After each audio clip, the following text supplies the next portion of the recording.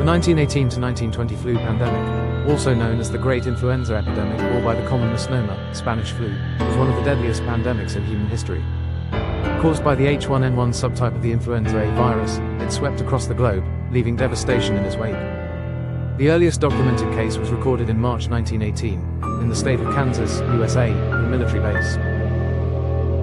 Within weeks, the virus began spreading rapidly, with cases appearing in France, Germany, and the United Kingdom by April. What made this flu so dangerous was its speed and ferocity. People who seemed perfectly healthy in the morning could succumb to the illness by nightfall. Unlike typical flu strains, which primarily affect the young and elderly, this virus struck down healthy adults in their prime, triggering deadly immune responses. It earned the name Spanish flu, not because it originated in Spain, but because Spain, being neutral during World War I, reported openly on the outbreak. Meanwhile, other nations censored the news to maintain wartime morale.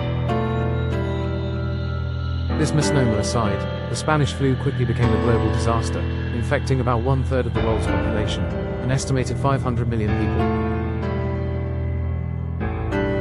Its spread was fueled by the war, with soldiers moving across continents and spreading the virus in crowded trenches, ships, and cities. Governments scrambled to respond, imposing mask mandates, shutting down public spaces, and banning gatherings. Yet, in many cases, the response was disjointed.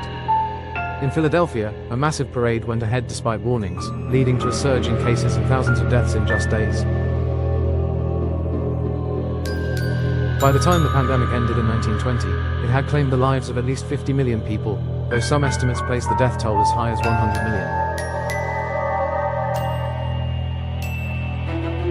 It forever changed the way the world views public health and disease control, leaving behind lessons about global preparedness, transparency, and the importance of decisive action in times of crisis.